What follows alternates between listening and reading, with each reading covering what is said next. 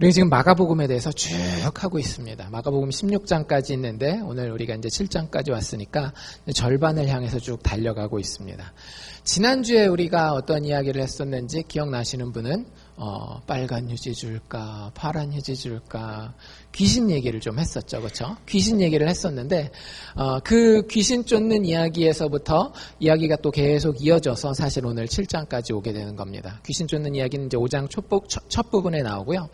예수님이 그 거라사 지방에 귀신을 쫓으신 이후에 그 사람은 이제 거기에다 남겨두고 다른 지역으로 이동하면서 몇 가지 일을 행하셨어요. 오늘 일이 벌어지기 전에 있었던 이야기들입니다. 그 중에 하나는 뭐냐면 혈루병이라고 하는 병이 있어요. 쉽게 얘기하자면 사람 몸에서 피가 계속 흘러나오는 거예요. 그래서 그 혈루병에 걸린 여자가 있었는데 12년 동안을 그렇게, 그러니까 여자분들 한 달에 한 번씩 그 때가 있잖아요. 근데 그게 계속 얼마 동안?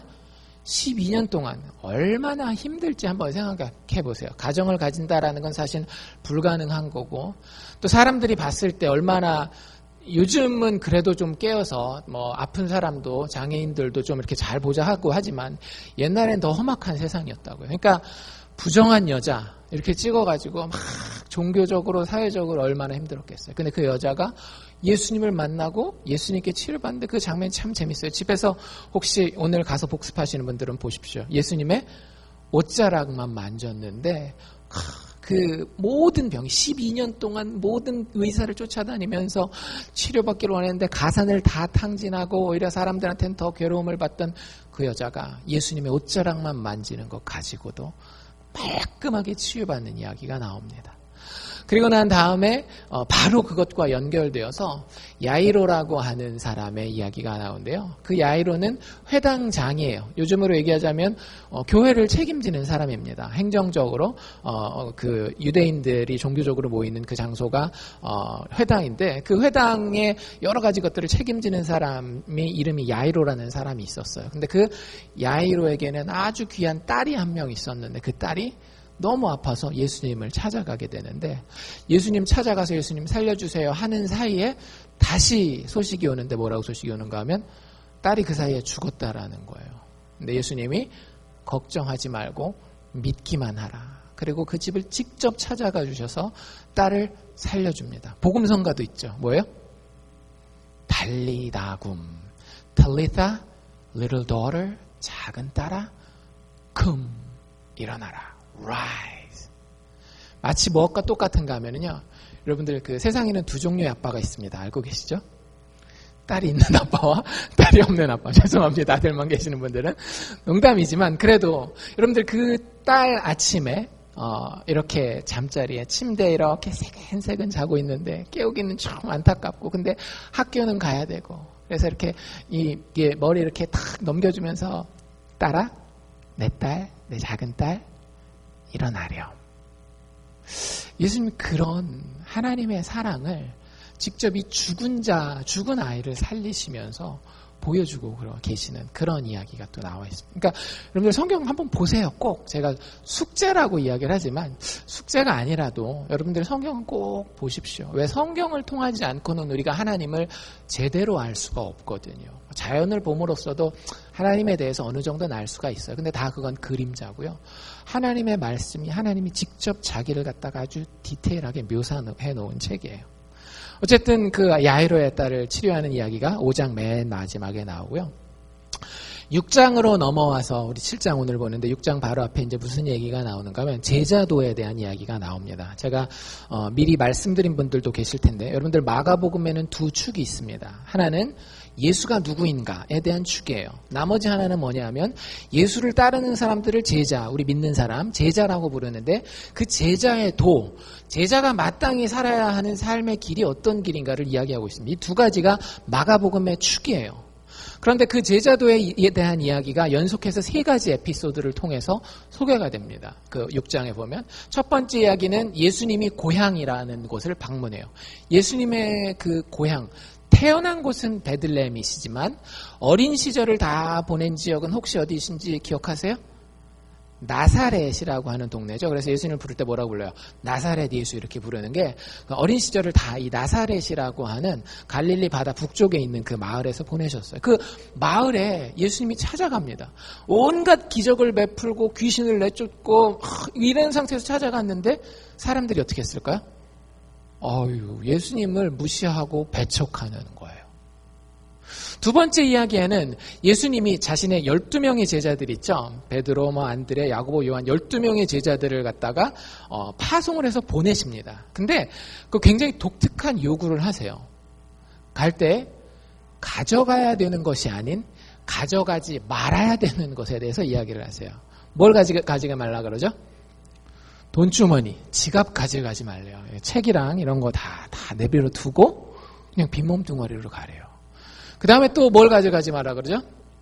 여벌의 신발을 가져가지 말래요. 그러니까 지금 우리처럼 이렇게 신발이 이렇게 금방 신으면은 몇 년씩 막 10년씩도 잘 신는 분들은 신으시잖아요. 그럴 수 있는 시대가 아니었거든요. 이게 뭐 그냥 가죽 바닥에다가 끈으로 묶는 그런 거였기 때문에 신발이 금방 상합니다. 그래서 여벌 신발을 오랜 여행을 가는 사람들은 당연히 가져가는 거였음에도 불구하고 그걸 가져가지 말라라고 이야기를 해요. 또 하나 더 이야기하면 뭘 가져가지 말라 그래요? 여벌 옷을 가져가지 말라라고 이야기를 합니다. 예수님의 제자들이 처음엔 황당했겠지만 예수님의 말씀에 순종해서 나아가게 되고 여러 가지 일들을 이제 경험하게 되고요. 마지막 한 가지 이야기는 세례 요한이라는 사람의 이야기에 인생의 결론을 이야기해요. 우리 세례 요한님이 1장에서 봤잖아요.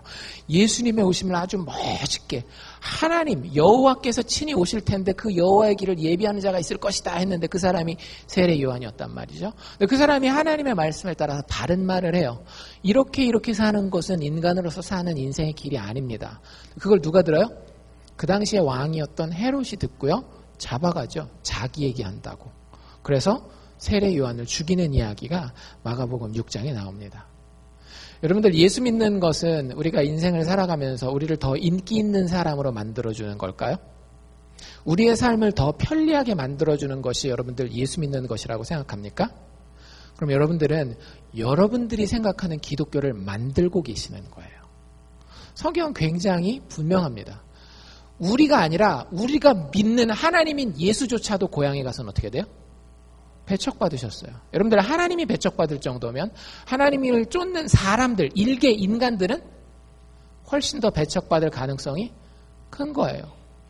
그리고 그 사람들의 삶은 세상에서 이것저것 쌓아놓고 누리는 삶이 아니라고 하는 거죠. 이 지갑, 우리가 가지고 있는 옷, 우리가 가지고 있는 모든 것들을 이 세상에서 쌓아놓을 생각하지 말고 하나님의 일을 위하여 오히려 더 집중해서 살라라고 하는 것이 제자로서의 부르심이라고 하는 거예요. 마지막으로 무엇까지 각오하라? 죽음까지도 각오하라는 것이 이 세 편의 연속된 에피소드가 우리에게 보여주는 것이고요. 그 이야기가 끝나면 오병이어의 기적, 잘 알죠? 물고기 2마리와 떡 5개로 5,000명을 먹이시는 그 이야기가 나오시고, 그리고 난 다음에 물 위를 걸어서 제자들을 찾아오는 이야기, 병자들을 고치시는 이야기가 6장 마지막까지 이렇게 쭉 나와요. 대충 흐름을 한번 보시라고 제가 좀 시간 걸리더라도 이렇게 쭉 5장부터 시작된 이야기가 오늘까지 연결되는 것을 보여드립니다. 그리고 오늘 우리가 읽은 7장에서는 예수님의 교훈, 가르침, 티칭 이야기가 나옵니다. 주제는 뭐냐면 깨끗함과 더러움이에요. 오늘 오실 때 세수 안 하고 오신 분 손 드시지 마시고 오른쪽 엄지발가락만 제가 안 보이게 살짝 드시면 됩니다. 세수 안 하고 오신 분들은 아마 근데 없으실 거예요. 저도 그 세수를 자주 하는 스타일은 아니지만 가능하면 주일날 아침에는 세수를 하려고 합니다. 너무 비누를 많이 쓰면 피부에 안 좋다잖아요. 농담이고 어쨌든 여러분들이 그 깨끗함이라고 하는 얘기를 성경에서 할 때 이게 좀 뭐라 그래야 될까? 옛날 사람들이나 하는 얘기지 뭐 그게 뭐 실제 우리한테 그렇게 중요한가라는 그런 생각을 하기가 쉬워요. 그런데 여러분들 누구한테 물어보든지 간에 깨끗한 걸 좋아하십니까? 더러운 걸 좋아하십니까? 물어보면 더러운 걸 좋아한다는 사람은 아무도 없어요. 오히려 깨끗한 걸 지나치게 좋아하는 사람들은 있어요. 근데 더러운 걸 지나치게 좋아한다? 아니면 더러워도 괜찮다라고 얘기하는 사람들은 별로 없어요. 저희 집에 같이 사시는 분 중에 한 분 같은 경우는 얼마나 깨끗함을 좋아하시는가 하면 음식을 이렇게 먹잖아요. 그럼 반찬과 반찬 사이가 닿으면 아니 됩니다. 그거는 깨끗한 게 아니에요. 그리고 반찬 뚜껑을 덮을 때에도 냄새를 꼭 맡아야 돼요. 덮었던 뚜껑을 그대로 덮어서 아무것도 섞이지 않고 깨끗함을 그 자체 그대로, 김치는 김치대로, 멸치는 멸치대로 유지를 하셔야 돼요. 누군지 저는 얘기 안 했습니다. 근데 그게 여러분들, 저는 처음에 결혼해서 같이 살면서 이상하다라고 생각했는데 살다 보니까 이 깨끗함에 대한 욕구는 사람마다 다른 형태로 드러날 뿐이지 누구나 다 가지고 있어요. 남자들, 이제 여자들 얘기 좀 했으니까 남자들은 뭐가 깨끗하기를 원할까요? 제가 남자로서 보니까 남자들은 그렇게 데이트를 하기 전에는 얼굴이 깨끗하고 이런 거 별 상관이 없더라고요. 제가 그랬었어요. 근데 남자들의 깨끗함에 대해서 드러나는 몇 가지가 있는데 다 똑같지만은 않지만 많은 남자들 같은 경우는 차에서 드러나요. 차. 여러분들 자동차의 존재 목적은 뭡니까? 자동차의 존재 목적. 타고 다니는 거예요. 그렇죠? 타고 다니는 거란 말이에요. 그러면 자동차에서 엔진에서 소리가 좀 이상한 소리가 나요. 그럭그럭그럭 막 이러면서. 그러면 신경을 쓰는 게 상식적입니까? 안 쓰는 게 상식적입니까? 신경 쓰고 마음이 아픈 게 상식적입니까? 마음이 안 아픈 게 상식적입니까? 마음이 아프고 마음이 좀 이렇게 괴로운 게 그게 상식적인 반응이에요. 그러니까 그 당연한 겁니다. 남자가 차에서 엔진 소리가 이상한데 마음이 아파요? 당연한 거예요. 그럴 수 있는 거예요. 왜? 차의 목적에 부합하지 못한 일이 있을 수 있기 때문에. 창문이 왔다 갔다 안 한다? 이 더운 이 알칸사에서 창문이 안 내려, 물론 에어컨도 있긴 하지만 안 내려오면 얼마나 힘들어요. 그런 거 다 이해돼요. 근데 남자분들, 차에 기스가 났어요. 누가, 어떤 나쁜 놈이 지나가면서 쿼러를 꺼냈는지 열쇠를 꺼냈는지 쫙 긋고 갔어요. 물어봅시다. 차의 그 기스가 차의 기능에, 차의 목적에 어떤 해함이라도 가져다 줍니까? 차에 기스가 쫙 생기면 시동 거는데 문제 있나요? 해가지고 70마일, 80마일 이상 가면 기스 간 차는 막 이렇게 막 점점 막 차 문이 열리고 막 분해되는 그런 효과가 일어나나요? 전혀 그런 게 없어요. 그런데 남자분들 물어봅시다. 마음이 아프세요? 안 아프세요? 마음이 아파요. 제가 그 새 차를 가지신 분들의 그 마음에 그걸 알아요. 그러니까 저는 진짜 마음이 편해요. 제 차는 이미 15년이 넘었기 때문에 저희 그 아파트 주차장에 보면, 그러니까 미국 분들 중에 참 둔하신 분들이 있는 것 같아요. 문을 자기는 쉽게 확 여는 거예요. 저희는 주차장에서, 한국 사람들은 한국에서부터 훈련이 됐잖아요. 한국에서 운전해 보신 분들 알죠? 주차 공간이 얼마나 좁아요. 문 열고 나갈 때 남의 차 혹시 찍을까봐 살짝 열고, 어떤 분들 같은 경우는 문 끝에다가 스폰지 대놔가지고 세게 열더라도 이렇게 기스 안 나고 이렇게 안 찌그러지게 하는데, 이분들은 열다가 보면 진짜 퍽 소리가 나는 경우들이 있어요. 제가 마음이 아프려다가 나이가 많이 먹었지 내 차는, 그러면서 위로를 받으면서 제 마음 가운데 생각하는 안타까움이 있어요. 성도들을 사랑하는 안타까움.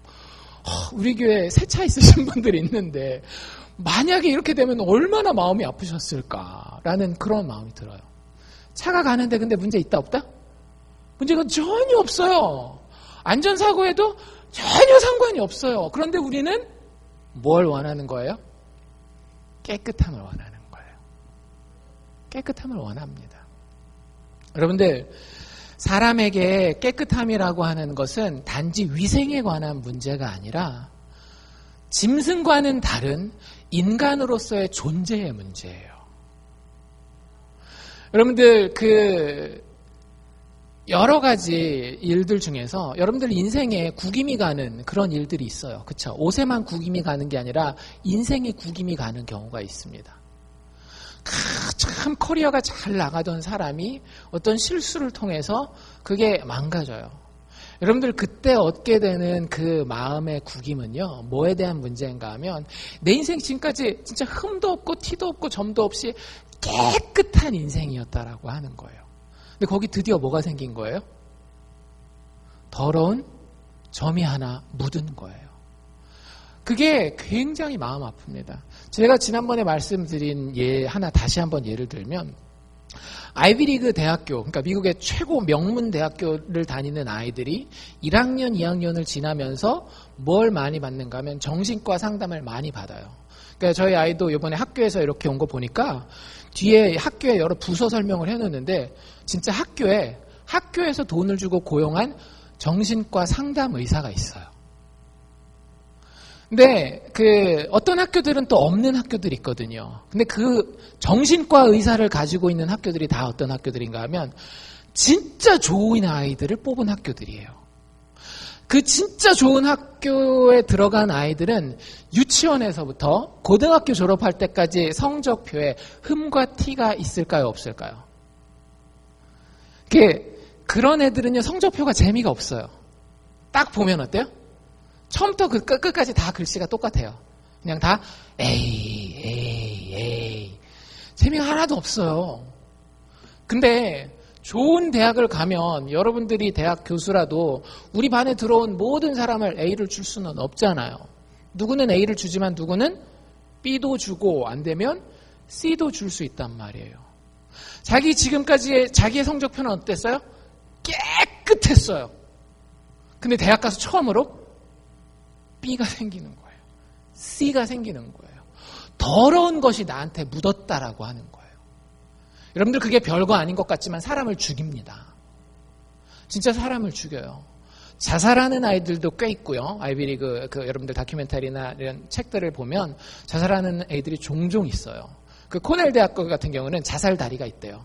학교 뒤에 계곡 있고 이렇게 다리 있는 데인데 거기서 그렇게 1년에 몇 명씩 뛰어내린대요. 깨끗함과 부정함이라고 하는 문제는 다시 말씀드리지만 우리의 위생에 관련된 문제 이상의 것이에요. 자녀를 키우는 데도 마찬가지고요. 여러분들이 왜 자녀가 실수하고 자녀가 좀 이렇게 엉뚱한 일들을 했을 때 여러분들의 마음이 아픈가 하면은요. 부모이기 때문에 인지상정이기도 하지만 제가 느껴보니까 그렇더라고요. 한국에서 모든 부모들이 초등학교 때까지는 다 뭐라고 생각하는지 아세요? 자기 아이들은 다 천재라고 생각해요. 정말 특별한 아이, 영재 교육하면 꼭 우리 아이는 가야 된다라고 생각해요. 근데 그게 인생을 살면서 애를 키우면서 무너지는데 그걸 감당하기가 힘든 거예요. 그러니까 누구한테 쏟아붓는 거예요?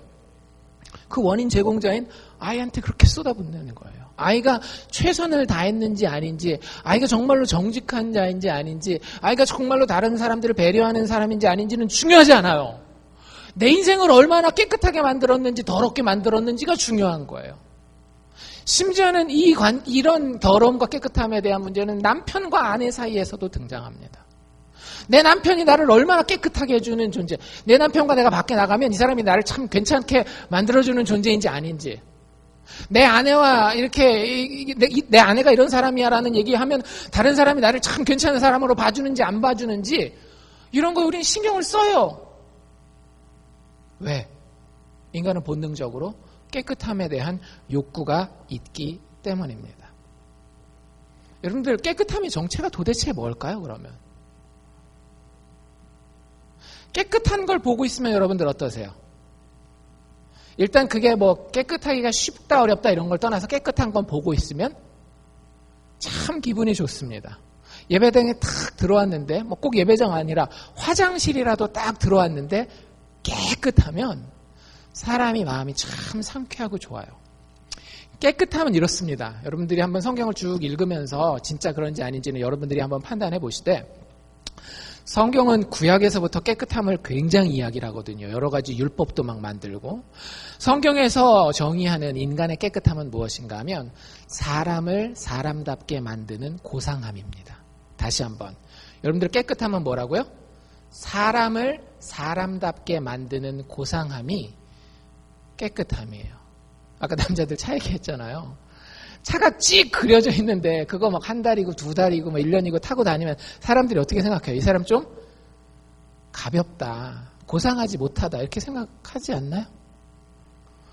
그래서 사람들이 차 겉모양 그 별거 아니지만 가꾸는 거예요. 여자분들 분장하는 것도 마찬가지죠. 화장하면 다른 사람들이 나를 고상하게 봐요. 근데 아침에 일어나서 뭐 어차피 나 이제 결혼도 했겠다.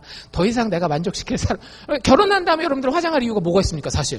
다른 남자한테 잘 보여서 뭐 2번 결혼하고 3번 결혼하려고 그런 거 아니잖아요. 여러분들 뭐 돈, 여러분이 결혼했는데 이쁘면 여러분들 집으로 체크가 날라옵니까? 그런 거 아니잖아요. 그럼에도 불구하고 우리가 여자분들 같은 경우는 화장하는 이유는 뭐냐 하면은요. 인간으로서의 존엄성을 드러내기를 원하는 거예요. 정말로 하나님이 하나님을 닮은 모습으로 인간을 만들어 놨고 그것을 우리가 다른 말로 표현한다라고 하면 사람이 사람다운 것인데 그 사람이 사람답게 되는 고상함이라고 하는 게 존재해요. 그게 때로는 차를 통해서 표현되기도 하고요. 때로는 화장을 통해서 표현되기도 하고요. 때로는 가정의 모습을 통해서 표현되기도 하고요. 때로는 그 사람의 학식을 통해서 표현되기도 하고요. 때로는 그 사람이 돈을 쓰는 모양을 통해서도 표현되기도 해요. 그런데 중요한 것은 뭐냐 하면 사람이 그 깨끗함을 원한다라고 하는 거죠. 오늘 우리가 읽은 이 7장의 이야기가 그 깨끗함에 대한 이야기를 담고 있다라는 사실을 여러분들 기억하시고 좀 보시면 좋겠다라고 하는 거예요. 그러니까 여기 나오면 이거 구약 율법인 것 같은데 꼭 신약을 사는 우리가 꼭 봐야 되나 나는 맨날 여기 손 씻는 얘기도 나오거든요. 나는 손 잘 씻는데 이거 손 안 씻는 우리 집 아들이나 해줘야 되는 얘기 아니야? 이런 얘기가 아니라고요. 물론 그것도 다 포함하겠지만 우리 모두를 포함하고 있는 이야기입니다. 이야기의 시작은 이렇게 돼요. 하루는 예수님의 최고의 적, 지금까지 누구죠? 바리새인들이죠. 바리새인들. 그 당시에 종교적으로 가장 존경받는 사람들이었어요. 가장 인생을 깨끗하게 사는 사람들이었습니다. 종교적으로, 도덕적으로, 그리고 실질적으로, 위생적으로 가장 깨끗하게 사는 사람들이 바리새인들이었어요. 근데 바리새인들이 지금까지 여러분들 게임이 진행되는 걸 보니까 예수님한테 이렇게 한번 해볼만 해요. 자꾸 밀려요. 자꾸 밀린단 말이에요. 특별히 이 갈릴리라는 동네가 조금 시골이었거든요. 그래가지고 우리가 예수라는 사람한테 밀리는 게 공부를 좀 덜 해서 그런 거 아닌가? 그래가지고 엘리트들을 부릅니다. 그 당시에 그 이스라엘 최고의 도시는 어디? 예루살렘이죠. 그래서 우리가 안 읽은 부분이지만 7장 1절에 보면 바리새인들과 또 서기관 중 몇이 예루살렘에서 왔다라고 얘기를 해요. 여기서 서기관들은 뭐냐 하면 성경 박사들이에요. 근데 어디서 공부했다라고요? 저 시골에서 공부한 게 아니라 수도, 그 학문의, 성경 학문의 중심지이자 중심지인 그 예루살렘에서 온 서기관들을 초빙을 한 거예요. 어떻게 하려고? 예수랑 한번 어떻게 붙어보려고. 그리고 꼬투리 잡을 날만 찾고 있었는데 잡혔어요, 안 잡혔어요? 예수님은 안 잡혔는데 보니까 예수님의 제자들이 꼬투리를 잡힌 겁니다. 지난주에 저희들 기억나시죠? 어떻게 됐어요? 안식일에 예수님의 제자들이 곡식을 막 꺾어 먹는 걸 보고 막 예수님의 제자들을 욕하는 게 아니라 당신의 제자들 왜 그래요? 하면서 당신의 예수님을 막 욕하는 것처럼 오늘도 똑같이 그런 일이 벌어지는데 제자들 중에 몇 사람이 배가 되게 고팠나 봐요. 저희도 이제 예배 드리고 나면 밥 먹으러 가지만 손 씻고 점심 식사하실 건가요? 아니잖아요. 예배도 긴데 빨리 가서 줄 서서 밥 먹어야지 이런 생각하시는 것처럼 이 제자들도 밥을 너무 금방 먹고 싶었던 거예요. 그래서 손도 안 씻고 밥을 먹는데 그걸 누가 봤어요? 바리새인들과 예루살렘에서 온 이 성경 박사들이 딱 봤어요. 옳다쿤이 잘 걸렸다. 이게 누구 제자냐? 예수의 제자들. 예수를 갖다가 비난할 여러 가지 이유들 중에 하나를 찾게 됩니다. 그래서 바리새인들이 뭐라고 이야기를 하는가 하면 야, 니들 우리 믿음의 선배들, 그걸 이제 성경에선 장로라고 표현하거든요. 장로들의 전통이에요. 유전은 전통인데 우리 믿음의 선배들, 장로들이 전해준 전통이 있는데 그거 손 꼭 씻고 밥 먹으라 그랬는데 왜 니들 안 먹어? 이게 여러분들 단지 위생적인 이야기가 아닙니다. 유대인들이 손을 씻는 이유는 뭐냐 하면 하나님의 백성이 되기 위해서 그런 거예요. 손을 씻지 않고 음식을 집으면 그 음식이 어떻게 돼요? 더러워져요. 내 손에 더러운 것이 묻기 때문에. 근데 그 더러운 음식을 먹으면 내가 인간 자체가 더러워지기 때문에 그 더러운 인간으로서 누구 앞에 설 수 없다라고 얘기하는 건가 하면 하나님 앞에 설 수 없다라고 이야기를 하는 거예요. 당신이 하나님의 아들이라고 이야기한다고 하면 당신의 제자들이 하나님의 그 정결함에 대한 법을 어겨서 되겠느냐라고 비난하기 시작합니다. 예수님이 그것에 대해서 뭐라고 얘기하시는가 하면은요, 6절에 보면 구약성경을 인용하십니다. 이 사람들이 구약성경에 따른 율법의 유전, 전통을 이야기할 때에 예수님은 더 근본적으로 니네들 전통 얘기해? 관습 얘기해? 그럼 진짜 그 관습의 근거가 되는 구약 성경으로 가보자 라고 얘기하면서 구약 성경의 한 구절을 이야기하는데요. 이사야라고 하는 선지자에 대해서 이야기하면서 그 구약을 인용하기 전에 한마디로 그 사람들의 마음 상태를 이렇게 얘기를 합니다. 외식하는 자라고. 외식 뭐예요? 밖에 나가서 밥 먹는 거? 아니죠. 겉과 속이 다른 거예요. 행동은 얼마든지 포장할 수 있어요. 그런데 뭐가? 마음이 준비가 안 된 그런 사람. 마음이 그 행동과 봤을 때는 뭐 저 사람 마음이 왜 저래? 이런 거죠. 그러니까 우리가 가난한 사람을 도와주더라도 이런 사람들 있잖아요. 자기가 뻐기기 위해서. 그런 사람들이 있단 말이에요. 그런 사람들은 겉과 속이 다른 사람, 여기 예수님이 얘기하시는 대로 뭐 하는 사람? 외식하는 사람이라고 하는 거죠. 그러면서 이사야 선지서의 말을 인용을 하는데 뭐라 그러는가 하면 기록하였으되 이 백성이 입술로는 나를 존경하되 기도도 너무 잘해요. 이 바리새인들. 그리고 막 설교하는 거 보면 막 청산유수예요. 말은 너무너무 잘하고 하나님을 사랑하고 하나님을 존경한다, 존경합시다라고 얘기를 하는데 뭐가 멀대요? 마음이 나에게서 멀다라고 이야기하고 있습니다. 여러분들, 이건 굉장히 다른 두 개의 신학입니다. 굉장히 다른 두 개의 신학이에요. 둘 다 목표는 뭐예요? 깨끗함이에요. 바리새인들도 깨끗함을 원했어요. 왜? 그 깨끗함이 나에게 도움이 될 뿐만 아니라 모든 복의 근원이 되시는 하나님 앞에 나아갈 수 있는 유일한 길이라는 걸 알았기 때문에. 바리새인들도 깨끗함을 원했고 예수와 예수의 제자들도 깨끗함을 원했어요. 근데 그 둘이 깨끗함을 추구하는 신학이 완전히 다른 거예요.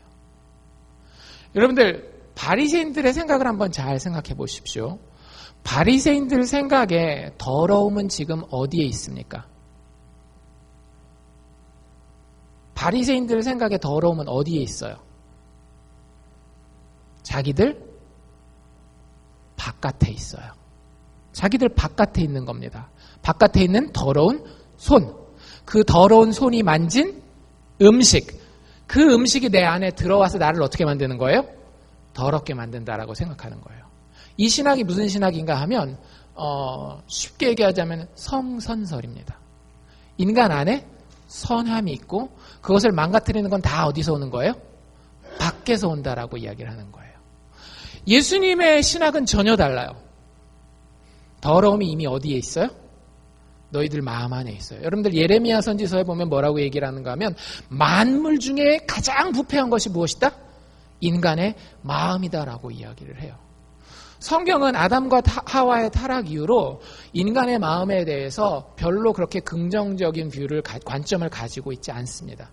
그런데 우리가 경험해봐도 사실 아니던가요? 여러분들 그 애들을 진짜 그 관심 있게 관찰해 보잖아요. 거짓말은요 누가 가르쳐주지 않아도 진짜 쉽게 합니다. 깜짝깜짝 놀랄 정도로 야, 이 나이에 이 정도면 이놈 난놈이다. 근데 이 정도가 뭐를 위해서? 어른을 속이기 위해서. 여러분들 그게 사람의 속에 있어요. 사람의 속에. 더러움이 밖에 있다라고 우리는 늘 이야기를 해요. I'm okay. 나는 괜찮아. 문제는 밖에 있는 거야. 여러분들 이게 아이들만의 신학인가요? 바리새인들만의 신학인가요? 그렇지 않아요. 여러분들 사실 이 신학이 가장 많이 발견되는 곳이 어디인가 하면 교회 아니에요. 왜? 그래서 나는 종교 생활을 하고 있으니까. 그래도 나는 예배라도 드리고 있고 그래도 나는 헌금도 하고 있고 교회 봉사도 하고 있으니까 I'm okay. 난 괜찮아. 문제는 다 어디 있어요? 밖에 있어요. 그렇지 않아요. 처음부터 끝까지 인간의 문제는 어디에 있는가 하면 인간 안에 있습니다. 예수님이 그것에 대해서 이야기를 하고 있어요. 하나님은 율법을 통해서 하나님의 백성이 구별되고 거룩하기를 원했어요. 그렇죠? 아까 얘기했던 그 손을 씻는 율법도 사실은 뭐 바리새인들이 더 발전시키긴 했지만 일단 가장 기본적으로 그 원형이 어디에 있는가 하면 이스라엘 백성들이 제사를 드리러 성전에 들어갈 때에 반드시 손을 씻게 돼 있었거든요. 그런데 그런 것들의 목적이 있었는데 그것이 무엇인가 하면 하나님의 백성들이 깨끗하기를 원하셨다라고 하는 거예요. 여러분들, 인간이 깨끗한 걸 원한다라고 얘기했죠. 그 이유가 뭐냐면 우리가 하나님을 닮았기 때문에 그래요. 하나님은요, 흠도 없고 티도 없는 완전한 것을 좋아합니다. 정말로 우리의 마음 가운데에, 우리의 생각 가운데, 우리의 감정 가운데 구김이 없이 정말로 하나님 닮은 그런 모습을 우리에게 원하셔요. 그리고 하나님 본인이 그러셔요. 그렇기 때문에 여러분들 자녀가 여러분들의 좋은 점을 닮았으면 좋겠어요? 안 닮았으면 좋겠어요? 나쁜 점만 빼고 다 날 닮으면 얼마나 좋겠어요. 뿌듯하고 참 복음만 있어도 좋지 않나요? 하나님 똑같은 마음이라 그래요. 하나님에게는 악한 것이 하나도 없어요. 모든 것이 다 좋은 거예요. 하나님은 완벽하게 깨끗한 분이에요. 그렇기 때문에 하나님의 자녀들에게서도 뭘 원하신다라고요? 깨끗함을 원하신다라고 하는 거예요. 문제는 뭐냐? 과연 무엇이 우리를 더럽게 만들고 무엇이 우리를 깨끗하게 만드느냐라고 하는 거죠. 바리새인들은 뭐라고 생각했다라고요? 외적인 규칙을 지키는 것이 본인들을 깨끗하게 만든다라고 생각해요.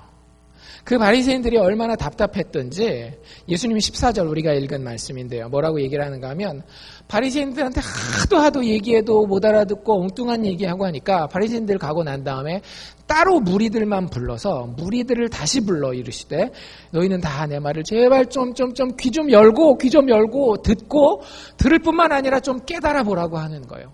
여러분들, 예수 믿는 것은요, 듣고 생각할 수 있는 능력이 있어야 됩니다. 무조건 덮어놓고 믿으시오. 그게 아니에요. 하나님이 우리에게 말씀하시면 그것이 정말로 맞는지 틀리는지 여러분들 생각해 보십시오. 하나님 진짜 계시는 분인지부터 생각해서 예수가 정말 죽고 다시 살아나셨는지, 그리고 예수가 우리에게 주신 교훈이, 그 기적들이 정말로 내가 들을 만한 가치가 있는지, 예수님은 우리에게 열린 문을 여시고 우리에게 생각해 볼 수 있는 기회를 주십니다. 그리고는 15절에 이렇게 얘기하셨죠. 무엇이든지 밖에서 사람에게로 들어가는 것은 능히 사람을 더럽게 하지 못한다라고 이야기를 해요. 바리새인들은 뭐라고 생각했다라고요? 밖에서 들어가는 것이 사람을 더럽게 한다라고 생각했어요. 사실 구약율법에 그런 것들이 많이 있죠. 음식뿐만 아니라 뭐가 있어요? 시체 같은 거 만지면 어떻게 돼요? 시체는 내 몸 안에 있습니까? 몸 밖에 있습니까? 몸 밖에 있죠. 근데 그 죽은 시체가 더러운데 만지면 어떻게 돼요? 자기가 며칠 동안이나 부정하게 되는 거예요. 그래서 하나님은 그것을 통해서 시체 만지지 마를 사실은 얘기하려고 하는 건 아니었어요. 봐, 너희들 만지니까 어때? 시체 만지니까 찝찝해, 안 찝찝해? 여러분들, 하나님이 얘기 안 해도, 예수 안 믿는 사람도 옛날에 우리 기독교 안 들어왔을 때도 한국 사람들 시체 만지는 거 좋아했어요? 싫어했어요? 싫어했잖아요. 그러니까 하나님을 안 믿어도 시체 만지는 거 찝찝하고 더럽지. 너희들 마음 가운데 깨끗함을 원하는 게 있단 말이야. 그 깨끗함을 회복할 수 있도록 너희들 마음을 한번 다스려보지 않으련? 이게 하나님의 메시지인데 이 바리새인들은 뭐라고 생각했다라고요? 시체 만지면 안 돼. 시체 만지면 안 돼. 손 안 씻고 먹으면 안 돼. 거기에만 집중했다라고 하는 거예요. 여러분들, 우리의 삶이 거기서 그렇게 틀리지 않습니다. 우리의 인생을 세탁하는 여러 가지 방법이 있어요. 내가 보니까 인생이 돈을 많이 벌고 돈을 많이 소유하고 있으면 내 인생을 세탁하게 깨끗하게 만들 것이라고 생각하는 경우가 굉장히 많이 있어요. 내 가정을 좀 보란듯이 세워놓으면 내 인생이 깨끗해지고 세탁이 좀 될 거라고 생각하는 경우가 많이 있어요. 근데 그게 그렇게 되던가요? 한국에서 이런 얘기 들어보셨어요? 학력 세탁이라고 하는 거? 대학을 별로 좋은 데를 못 들어간 경우에 그게 사실 별거 아니에요. 대학 나와서 자기가 할 수 있는 기술이 있으면 나가서 일하면 되고, 안 되면 다른 더 자기가 배우면 되는 건데, 한국 사람들은 어떤 그 강박관념이 있어요? 좋은 대학을 나와야 깨끗한 사람이라고 하는 강박관념이 있잖아요. 그래서 자기가 마음에 드는 자기 수준의 대학이 안 되면 어떻게 해요? 대학원이라든지 아니면 편입을 해서라도 학력을 깨끗하게 세탁을 해요. 그래서 여러분들, 그 정치인들 중에 그런 분들 많거든요. 대학은 그냥 그런데 대학원은 어느 S대에서 K대에서 Y대에서 했습니다 해가지고 이렇게 딱 써놓은 거 보면 여러분들 그것만 보시나요? 대학원은 거기서 나왔는데 대학 어디서 나왔나 보자 해가지고 다 봐요. 여러분들, 학력 세탁은 그냥 내 마음만, 되는 것처럼 느끼게 하는 거예요. 그런데 학력세탁만 그런지 아세요? 돈으로 내 인생을 세탁하는 것도 내 가족으로 내 인생을 세탁하는 것도 사실은 똑같아요. 내가 깨끗해지지 않습니다. 세상은 그걸로 내가 깨끗해진다라고 얘기를 해요. 봐, 돈 벌었더니 사람 대우 받더라. 자식 잘 키워놨더니 사람들이 되게 존경하더라. 한국에서요, 초등학교 되잖아요. 초등학교 4, 5, 6학년 되면 누가 갑인지 아십니까? 전교 1등 엄마가 갑이에요. 그 엄마가 얘기하는 거는 법이에요. 신이에요, 신 진짜로. 그러니까 그런 것들을 우리가 세상에서 보니까 뭐라고 생각해요? 그렇게 그런 규칙을 따라가면 내가 깨끗하게 세탁이 될 거라고, 목욕이 될 거라고 생각한다라고요. 바리새인들한테 우리가 손가락질 할 게 아니라고요. 바리새인들은 손 씻고 밥 먹어야 돼. 아이고, 이 미개한 사람들. 그게 무슨 위생적으로는 필요하겠지만 뭐 마음에 뭐가 도움이 된다고, 인생에 뭐가 도움이 된다고 이렇게 얘기할지 모르겠지만 그게 인간이 하나님 모르는 상태에서 인생을 살아가는 방법이라고 하는 거예요. 예수님은 그것이 참 좋지 않은 거라고 이야기를 합니다. 여러분들 그 인생은 늘 뭐 때문에 살아가는지 아세요? 두려움과 책임감 때문에 그 인생을 살아가게 돼요. 왜? 규칙이니까. 규칙은 항상 여러분들 운전하고 다닐 때 내가 아무리 규칙을 잘 지켜도 경찰차가 뒤에서 쫓아오면 마음이 어떻던가요? 경찰차가 막 뒤에서 쫓아와요? 그럼 여러분들 보통 어떻게 하세요? 차선을 바꿔드리죠. 옆에서 샥 지나가는 순간 여러분들 마음에 깨끗함을 느끼지 않으십니까? 와, 내가 클리어하다. 내가 옮겼는데 그 차도 같이 옮기는 순간 막 그 모든 내 죄가 다 생각나잖아요. 내가 아까 그 노란 신호에 들어온 거 그거야? 내가 65마일인데 67마일 밟았던 그거야? 항상 인생을 사는데 규칙을 지키는 것을 통해서 나를 깨끗하게 만들려고 사는 사람은 두려움과 책임감 가운데 빠져있어요. 여러분들 책임감 자체가 나쁜 건 아닙니다. 사람이 책임감 있는 사람은 돼야 돼요. 근데 그 책임감이 순전히 뭐에 근거하는 거예요? 두려움에 근거한 거예요. 여러분들 자녀들도 그렇게 키우지 마십시오. 부모한테 욕먹을까 봐? 아니면 세상에서 너 그렇게 되면 야 사람들이 널 어떻게 보겠어? 이렇게 키우지 마시라고요. 여러분들 자녀가 올곧게 자라야 되는 거 맞아요. 학교 가면 학생으로서 바르게 행동하고 공부해야 되면 열심히 공부해야 되는 거 맞아요. 그런데 왜 굳이 그 아이들한테 이런 바리새적인 그런 강박관념을 심어주십니까? 너 이거 안 하면 어떻게 된다? 이렇게 하면 이렇게 그지 된다? 망한다? 너 엄마 아빠 보고 싶어? 안 보고 싶어? 막 나 다시는 안 본다? 막 이런 걸로 우리는 바리새적인 규칙을 세워서 이게 인생을 깨끗하게 사는 방법이야라고 애들을 많이 이끌고 있지 않나요? 나 자신의 인생을 그렇게 이끌고 가고 있지 않나요? 내 배우자에게 그걸 강요하고 있지 않나요? 예수님이 분명히 선언하셨습니다. 들으십시오. 무엇이든지 밖에서 사람에게로 들어가는 것은 우리가 외적으로 지키는 규칙은 우리를 능히 그걸 어겼다고 해도 심지어는 더럽게 만들 수 없다라고 하는 거예요. 거꾸로 아무리 깨끗한 것이 우리 안에 들어가도 그것이 우리를 깨끗하게 만들 수 있다 없다? 없다라고 하는 겁니다. 예수님이 원하시는 건 뭐였어요? 16절에 보면 사람 안에서 나오는 것이 사람을 더럽게 하는 것이니라. 제자들이요 참 미련해요. 참 미련해요. 여러분들이면 이게 사람 안에서 나오는 게 뭔지 딱 눈치채셨죠? 사람 안에서 나오는 게 뭐예요? 우리의 마음의 문제라고 하는 거예요. 그때 제자들이 머리를 극적하면서 뭔 얘기입니까? 사람 안으로 들어가는 거는 그 더러운 떡인 것 같은데 밖으로 나오는 거는 이 사람들이 뭘 생각한 것 같냐면 사실 이게 헬라어 그 문맥으로 이렇게 살펴보면 제자들은 지금 사람 밖으로 나가는 건 뭐? 응가를 생각하고 계시는 거예요. 아, 그 시체만 더러운 게 아니라 지나가다가 이 사람 몸 밖으로 나온 배설물을 조심해야 된다라는 새로운 우리 랍비의 이야기인가? 이런 식으로 오해를 했던 것 같아요. 그래서 집에 들어오니까 집에 들어왔다라고 얘기를 하거든요. 17절에 무리를 떠나 집으로 들어가시니 제자들이 그 비유를 물어봐요. 그게 뭔 뜻이에요? 라고 물어봅니다.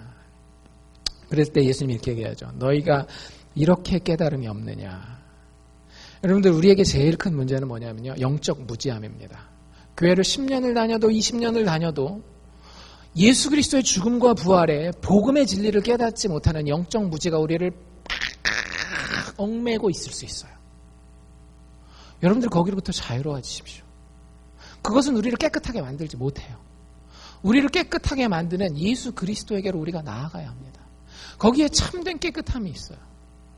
예수님 다시 한번 설명하시죠. 그 비유를 설명하는데 밖에서 들어가는 것이 능히 사람을 더럽게 하지 못하면 너희들이 알았지? 그러면서 19절에 그 이유를 설명합니다. 왜 밖에서 들어가는 그런 것들이 사람을 더럽게 만들거나 깨끗하게 만들지 못하는가 하면 19절입니다. 이는 밖에서 들어오는 것이 어디에 들어가지 아니하고 사람의 마음에 들어가지 아니하고. 여러분들 마음에 뭐가 들어가 있느냐? 밖에서 들어오는 거는요, 여러분들 다 마음으로 들어가지 않습니다. 음식은 어디로 들어가요? 여기 나와 있는 것처럼 사람의 배로 들어갔다가 뒤로 나가죠. 다른 세상의 여러 가지 그 규칙을 지키는 것 이런 것들도 다 어디로 들어왔다 나가는지 아세요? 사람의 배로는 들어가지 않지만 사람의 지식적인 머리로만 들어왔다가 이해하고 내가 또 의지력이 좀 있으면 실천하기도 하지만 못하기도 하고 많은 경우에는 까먹고 그냥 밖으로 나가게 돼요. 여러분들 인생을 바꾸는 것은 어떤 제도도 아니고요. 어떤 지식도 아니에요. 인생을 바꾸는 것은 마음입니다. 꼭 기억하십시오.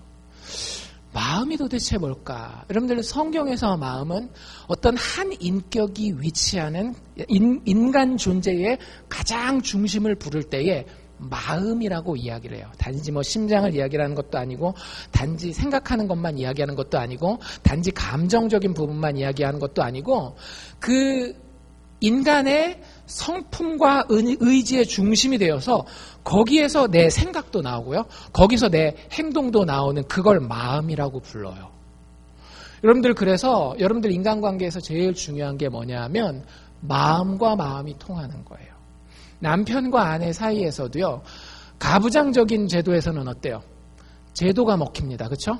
딱 위에 있는 사람, 밑에 있는 사람, 위에 있는 사람이 해야 되는 거, 밑에 있는 사람이 해야 되는 거, 위에 있는 사람이 생각해야 할 바, 밑에 있는 사람이 생각해. 이게 딱 정해져 있어요.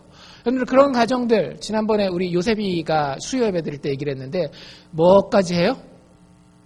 졸혼이라는 것도 하더라고요. 요새는 졸혼. 들어보셨어요? 졸혼? 결혼하다가 막 꽉꽉 조는 건가요? 아니에요. 졸업하는 거예요. 졸업. 일본에 있었는데 요즘에 한국에서도 한대요. 요새가 그러더라고요. 우리 결혼식 입학했는데 살 만큼 같이 살았다? 이혼 서류는 안 하고 복잡하고 또 애들도 상처받으니까 이혼은 안 하지만 우리 앞으로 가야 할 어차피 졸업하고 헤어질 때 빠이빠이 하고 헤어지면 친구들이랑 뭐 그렇게 나쁘지 않게 헤어지니까 우리 그냥 그렇게 살자 하고 헤어지는 거예요. 한국에서도 꽤 한대요. 뭐가 안 통하기 때문에? 마음이 안 통하기 때문에. 여러분들 인생은 다시 말씀드리지만 마음이 변해야 변합니다. 저도 아이들을 이렇게 가르치고 그 아이들의 뭐 인생이라면 인생의 길을 인도하다 보니까 이렇게 얘기하잖아요. 제가 아무리 생각해봐도 저는 정말 알아들을 수 있도록 말을 했어요. 정말 알아들을 수 있도록. 겁도 주고 팩트도 제시하고 정확한 사실에 대해서 나의 사리사욕 챙기지 않고 정말 그 아이의 미래를 위해서 다 얘기를 해요.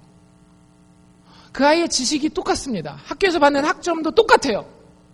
근데 어떤 아이는 인생이 정말 바뀌어요. 어떤 아이는 안 바뀌어요. 무슨 차이일까요? 학점의 차이, 지식의 차이, IQ의 차이가 아니더라고요. 이 아이가 평상시에 얼마나 규칙을 잘 지키느냐 안 지키느냐 그것도 아니더라고요. 그 전해진 말에 어떤 아이는 마음이 움직인 아이가 있어요. 많지 않지만 그 아이는 인생이 변하더라고요. 예수님이 지금 그 이야기를 하시는 거예요. 너희에게 정말 중요한 것은 그 마음의 깨끗함이라고 하는 거예요. 너희들 그 겉에 있는 것들, 너희 사람 밖에서 안으로 들어간 것은 배로 들어갔다가 뒤로 나오기 때문에 마음의 문제가 아니고 그래서 사람을 더럽게 하지 못한다라고 하는 거죠. 그러면서 사람 안에서 나오는 것이 오히려 사람을 더럽게 한다. 20절이죠. 사람에게서 나오는 그것이 사람을 더럽게 하느니라 라고 하면서 사람 안에 뭐가 들어있는지를 이야기를 합니다. 다시 한번 말씀드리지만 성경은 사람 안에 뭐가 들어있다라고 얘기한다라고요? 긍정적인 것이 들어있다, 부정적인 것이 들어있다? 인간은 태어나면서부터 그 마음에 뭘 가지고 있는가 하면 부정적인 것들을 많이 가지고 있어요. 그 리스트들을 예수님이 쭉 여기 지금 나열해 놓고 있는 거예요. 여러분들, 나 스스로에게 혹은 내 배우자에게 혹은 내 자녀들에게 너무 선한 것을 기대하지 마십시오. 사실 많은 경우 거기서 인간관계가 꼬입니다. 진짜로. 오히려 인간에게서는 선한 것이 날 수 없다라는 것을 알고 계셔요. 단 여러분들이 진짜 크리스천이라고 한다면 그 인간에게서 선한 것이 나올 수 없어서 그 악한 것 가지고 정말로 비참한 인생을 살 수밖에 없는 그 인생을 불쌍히 여기고 사랑하는 마음을 품으시기를 바랍니다. 그게 진짜 크리스천이에요. 어쨌든 그 마음의 상태에 대해서 예수님이 이렇게 얘기를 하는데요. 밖에서 들어오는 것이 사람을 더럽히는 것이 아니라 속에서 곧 사람의 마음에서 나오는 것이 사람을 더럽히는데 그 21절에 보면 그것을 한마디로 요약합니다. 그걸 뭐라고 얘기를 하는가 하면 악한 생각이래요. 여러분들 모든 것의 시작은 마음에 드는 생각입니다. 그런데 우리의 마음에는 악한 생각이 시작될 수밖에 없어요. 그런데 그 악한 생각은 우리의 생각만 움직이는 것이 아니라 뭐까지 움직이는가 하면 결국에는 행동까지 움직이게 돼요. 그래서 여러분들 여기 보시면 12가지가 그 뒤에 나오거든요. 악한 생각이라고 하는 것 뒤에 12가지가 나오는데 우리는 예수님이 여기서 속에 대한 거, 마음에 대한 얘기를 하니까 다 생각에 대한 것만 얘기할 것 같아요. 근데 여러분들 잘 보십시오. 중간에 보면 도둑질 나오거든요. 살인 나와요. 여러분들 이게 그냥 생각에 대한 문제입니까? 아니에요. 행동에 대한 문제예요. 예수님이 여기서 다루는 것은 무엇이다? 마음이라고 하는 거예요. 이 마음은 우리의 전인격이 자리 잡고 있는 가장 중심인데 여러분들 우리의 마음에는 뭐가 있대요? 첫 번째로 음란함이 있다라고 하는 겁니다. 하나님이 우리에게 주신 성이라고 하는 선물이 있어요. 남성과 여성이라고 하는 거룩한 선물이 있습니다. 그런데 우리는 그걸 어떻게 사용해요? 현대 문화를 쳐다보면 그 성의 거룩함을 무시하고 성이 가져다주는 쾌락만 추구하는 그 중심에 뭐가 있는 거예요? 나의 쾌락만 추구하고자 하는 그 성의 대상이 되는 상품이 되는 그 사람의 인간의 존엄성을 생각하지 않는 나의 극단적인 이기심만 있는 거예요. 도적질, 아까 우리가 얘기한 것처럼 마음에서 존재해서 결국엔 뭐로 드러난다라고요? 행동으로 드러난다라고요. 살인 마찬가지고요. 하나님 예수님 뭐라고까지 얘기하셔요? 마음으로 미워하는 것만으로도 네가 이미 살인하였다라고 이야기를 해요. 여러분들 마음속에 미움이 있습니까? 없습니까? 솔직히 있잖아요. 정말 경찰이 보지만 않는다면 한번 어떻게 해보고 싶은 사람들 있을 수 있잖아요. 그게 우리 마음에 있다라고요. 여러분들 모든 사람이 나한테 날 힘들게 해도 정말 여러분들의 마음 가운데 선함이 가득해서 그것이 다 용서되고 그러세요? 솔직해집시다. 아니라고요. 내 새끼라도 내 마음에 상처를 주고 내 인생에 더러움을 가져다 주면 그대로 보복해주고 그 인생에다가 그 마음에다가 오점을 남겨놓고 싶은 게 우리의 속 마음 아닌가요? 그게 사람을 죽이는 거예요. 그것이 우리 안에 존재하고 있다라고요. 엄연히 괜히 아닌 것처럼 내숭 떨지 말고 간음, 결혼 밖에서 한 사람과 여러분들이 정말로 신의를 갖추기로 했으면 그 사람에 대한 신의를 갖춰야 돼요. 근데 우리는 어때요? 뭘 쫓아가요? 사람에 대한 신의를 쫓아가는 것이 아니라 이익을 쫓아가지 않던가요? 나의 편리함을 항상 내가 중심이 되어서 탐욕, 내가 가진 것으로 만족하지를 못해요. 늘 남의 것을 더 탐내고 그래서 우리나라 속담 뭐가 있어요? 남의 떡이 더 커 보인다. 미국 속담은 뭐요? 옆집 야드가 더 푸르러 보인다. 그러니까 그런 속담들 보면 모든 인류가 마음에 그런 마음을 가지고 있는 거예요. 탐욕이 있는 거예요. 더 남의 것을 탐내고 욕심을 가지고 비교하고 악독, 자기가 중심이 되기 위해서 남을 해할 수 있는 태도. 우리들 마음 가운데 그런 거 있지 않나요? 내가 정말 중심이 되기 위해서 누군가를 얼마든지 할 수 있는, 내 자식의 이익을 위해서라면 다른 자식의 손해를 얼마든지 감수할 수 있는 그런 것들이 우리가 정치판만 봐도 쉽지 않나요? 대부분 아들들이 군대를 안 가는 그런 현상들. 자기 아들들 편한데 그 자기 아들 안 가는데 누군가는 가야 될 거 아니에요. 그런 것들이 사실은 악독함이에요. 내 새끼는 잘 먹고 좋은 것 입어야 되는데 길바닥에 떠돌고 있는 저 아이들에 대한 불쌍함은 알지 못하고 괜히 내 자식한테 걸림돌만 되는 것 같고. 여러분들 그거 별거 아닌 것 같지만 성경은 그걸 악독함이라고 부르고 있습니다. 속임? 우리에게 거짓말하는 습성이 있지 않나요? 아까들 어린아이들 얘기를 했지만 어른들에게는 없나요? 그런데 거짓말이 문제가 아니라요. 사실은 거짓말보다 더 문제가 되는 거짓 마음이에요. 인간관계를 망치는 게 뭔지 아세요? 거짓 마음입니다. 남편과 아내 사이에서도 거짓 마음이 사실은 다 망쳐요. 여러분들이 남편이나 아내한테 정말로 서운한 마음이 있을 때 그걸 막 폭발할 필요는 없어요. 하지만 여러분들 그런 것들이 있으면 정말로 하나님 앞에 기도하는 가운데 그 마음을 거짓 마음이 아닌 진실한 마음으로 표현하는 과정들이 그 관계를 건강하게 만듭니다. 그 관계를 깨끗하게 만들어요. 나중에 어떤 일이 벌어질까요? 거짓 마음을 계속 품고 인간관계를 가지면 자기가 감당할 수 없는 폭발을 일으키게 돼요. 음탕. 여기서 음탕은 성적인 부분만 이야기하는 게 아니라 방탕한 인생을 이야기하는 거예요. 흥청망청하고 사는 거 있죠. 그래 부어라 먹고 죽자 뭐 이런 거. 여러분들 예수 믿는 사람이 이렇게 살 수 있을까요? 없을까요? 없어요. 예수에 의해서 마음이 변한 사람들은 그렇게 살 수가 없습니다. 근데 일단 전제하는 건 뭐예요? 하나님을 알지 못하는 예수 그리스도의 십자가에 의해서 변화받지 못한 마음에는 그러고 싶은 마음이 있어요. 여러분들 젊을 때 혈기를 생각해 보십시오. 젊은 혈기에 한번 그러고자 하는 마음 안 느껴보셨어요? 나중에 커보니까 그게 잘 못됐다라는 거는 알긴 알아요. 근데 그때를 생각해 보면 어때요? 아, 그때 그게 절제가 안 됐었지. 그게 우리 안에 있기 때문에 그런 거예요. 방탕이라고 하는 것이 우리의 마음 가운데 이미 존재하기 때문에 그렇습니다. 흘기는 눈, 이건 시기하고 질투하는 거죠. 남 잘 되는 꼴을 못 봐요. 회방, 여기서 회방은 딴 사람들 막 이렇게 회방하는 정도가 아니라 신성모독을 이야기를 하는 겁니다. 하나님을 신뢰하지 못하고 하나님을 원망하는 삶의 모습, 특별히 마음의 태도를 이야기를 하는 거죠. 교만, 자기가 최고예요. 내가 가진 지식이면 어떤 사람도 날 건드리지 못하고 내가 가진 이 능력 앞에 누가 나를 건드릴 수 있으며 내가 가진 재물에 대해서 누가 뭐라고 이야기할 수 있겠느냐라고 하는 자기만 최고로 여기는 광패? 광패는 좀 어려운 말인데요. 여러분들 다른 말로 쉬운 말로 바꾸면 영어로 foolishness입니다. 어리석음이에요. 여러분들 성경은 뭐까지도 죄로 규정하고 있어요? 어리석은 것까지도 죄로 규정합니다. 많은 경우에 어리석은 다수가 굉장히 큰 사회 악을 만들어내는 경우가 있어요. 2차 세계대전을 예로 든다라고 한다면 2차 세계대전 때의 독일의 군중은 어리석은 군중이었어요.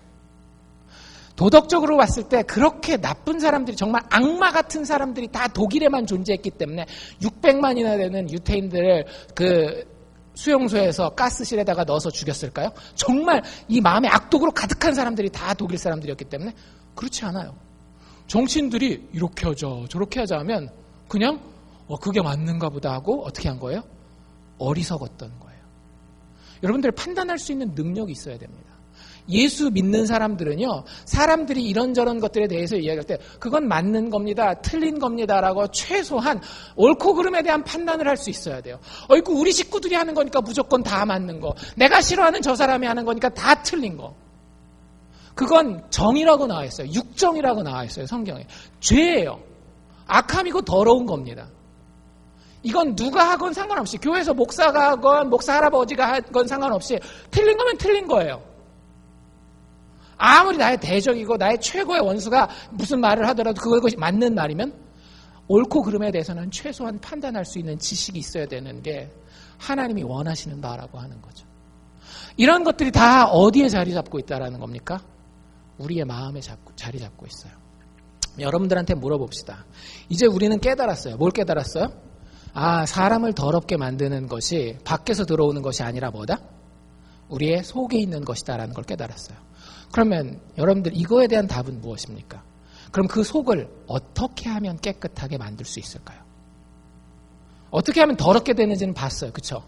단지 더러운 걸 먹는 게 중요한 게 아니라 마음에 있는 그 더러움을 그대로 발산하도록 두면 우리는 아주 더러운, 고상치 못한, 인간답지 못한 사람이 된다는 걸 이제는 알아요.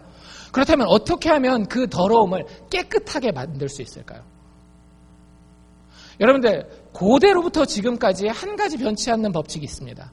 더러운 것과 깨끗한 것이 만나면 어떤 일이 벌어질까요? 항상?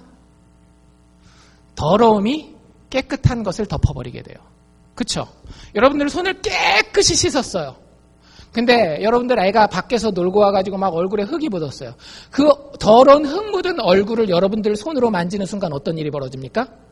내 손과 아이의 얼굴이 동시에 깨끗해지나요? 아니잖아요. 더러워져요. 그래서 구약의 율법도 똑같습니다. 깨끗한 자가 더러운 것을 접하면 둘 다 깨끗한 것이 아니라 둘 다 더러운 자가 돼요. 그렇기 때문에 깨끗하게 되는 것은 더럽다라는 것을 깨닫는 것보다 훨씬 더 어려운 거예요. 훨씬 더 강력한 능력을 필요로 합니다. 그게 바로 마가복음의 메시지예요. 여러분들 잘 생각해 보십시오. 더러움의 근원이 마음에 있는데 예수님이 중풍병자 기억나시죠? 지붕을 뜯고 내렸던 그 중풍병자를 처음 만났을 때 뭐라고 얘기하셨다라고요? 내 죄사함을 받았느니라. 그 죄는 어디에 있는 거예요? 우리의 마음에 있는 거예요. 너희의 마음에 있는 죄의 문제를 내가 해결할 수 있다 없다? 해결할 수 있다라고 하는 거예요. 여러분들 그 다음 주에 우리가 봤던 이야기는 손 마른 자의 이야기였죠. 그 손 마른 자가 어느 날 찾아왔다라고요? 안식일 날 예수님이 일부러 만나셨더라고요. 내가 너의 손을 깨끗하게 해서 의식적으로 종교적으로 부정한 자에서 사회적으로 부정한 자에서 깨끗한 자로 만들어줄게가 아니라 예수님의 그날 메시지에는 뭐였는가 하면 너 마음 가운데 안식이 없지? 마음 가운데 늘 주름이 있잖아. 그 더러움을 내가 깨끗하게 안식으로 갚아줄게 라고 이야기하는 게 예수님의 메시지라고요. 깨끗함을 내가 너한테 줄 수 있다니까. 지난주에 배운 건 뭐였어요? 귀신 들린 사람이었죠. 여러분들 그 귀신에 대해서 앞에 꾸미는 말이 있었어요. 무슨 귀신? 그냥 귀신이 아니었습니다. 더러운 귀신 들린 자였어요.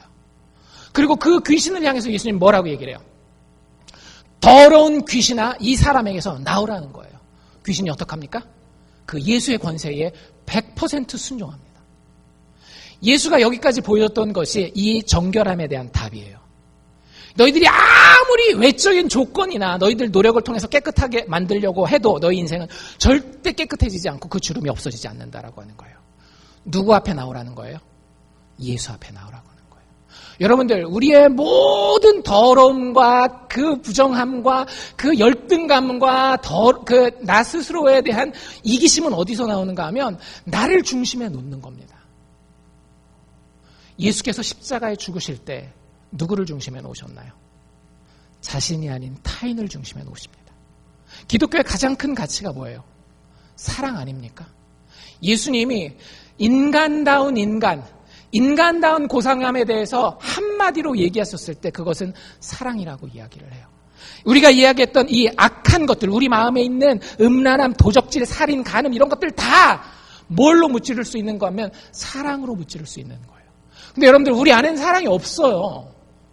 애들 키워보잖아요. 애들 중에서 이 말귀가 먹히는 애들은 대부분 어떤 애들인가 하면 가정에서 오랫동안 사랑을 많이 받은 애들은 이런 얘기를 하면 마음에 대한 이야기를 하면 말귀가 먹혀요. 가정에서 학대받고 부모한테 관심 받지 못하고 이런 애들, 부모한테 제대로 인정받지 못한 애들 이런 얘기 하잖아요. 무슨 얘기 하는지를 알아듣지를 못해요. 여러분들 그런 청소년들을 회복시키는 데는 시간이 굉장히 오래 걸립니다. 뭐부터 시작해야 되기 때문에? 먼저 사랑을 막 콩나물 시루에 물 붓듯이 계속 부어주어야 그 아이가 나중에 사랑받는 것이 그리고 그 사랑받은 자로서 사랑하는 것이 정말로 인간이 인간답게 사는 고상함이라고 하는 것을 나중에 깨달아요. 여러분들 그걸 우리가 어떻게 깨달을 수 있겠느냐라고요. 사랑받는 수밖에 없어요. 근데 우리 주변에 그 누구도 우리를 그렇게 사랑해 줄 수 없어요. 누구를 제외하곤? 십자가에서 죄인들을 사랑하셔서 죽어주신 예수 그리스도를 제외하고는 우리를 사랑해 주실 분이 없어요. 그렇게 사랑해 주실 분이. 그래서 여러분들 예수 앞에 나아가야 됩니다. 예수가 귀신을 내쫓으실 때에, 예수께서 마른 손을 펴실 때에, 예수께서 중풍병을 고치실 때에 하신 말씀은 이 말씀이에요. 내가 너희를 사랑한다. 이렇게 능력 있는 내가 너희를 위해서 십자가에서 죽어주리라. 그러니 나에게 와서 나의 십자가를 묵상하고 내 짐과 내 멍에를 배우라. 이것이 예수님이 우리에게 명령하시는 깨끗함에 대한 규칙입니다. 여러분들 십자가를 매일매일 바라보십니까? 그 십자가, 그것이 좋고 기쁠 때까지 여러분들 바라보십시오. 그러면 뭐가 변하는가 하면 우리의 마음이 변합니다. 여러분들이 정말로 예수와 가깝다면 교회를 한 번 더 나오게 되고 헌금을 1불 더 하게 되고 그게 바뀌지 않아요. 여러분들이 정말로 하나님 안에 깨끗한 사람이 되었으면 십자가 바라보는 것이, 예수의 이름을 듣는 것이 진짜로 내 양심을 걸고 즐거워져요. 나를 사랑한 그분의 사랑이 정말 좋아요. 그 마음을 가진 사람은 행동이 바뀌게 되어 있습니다. 여러분들의 자녀가 바뀌기를 원하십니까? 여러분들의 배우자가 정말로 바뀌기를 원하십니까? 아니, 내가 정말로 깨끗한 자, 인간다운 자, 고상한 자, 하나님의 형상을 가진 자로 회복되기를 원하십니까? 다른 곳 찾지 마십시오. 죄인을 위해 십자가에서 사랑으로 죽으신, 그래서 우리의 모든 더러움을, 침뱉음을, 시체됨을 십자가 위에서 감당하시는 그 사랑의 예수님, 그리고 그 모든 더러움을 부활의 능력으로 이겨내신 그 예수를 여러분들 마음 가운데 품고 바라보고 정말로 변화받는 주의 축복된 자들 되기를 주의 이름으로 축원합니다.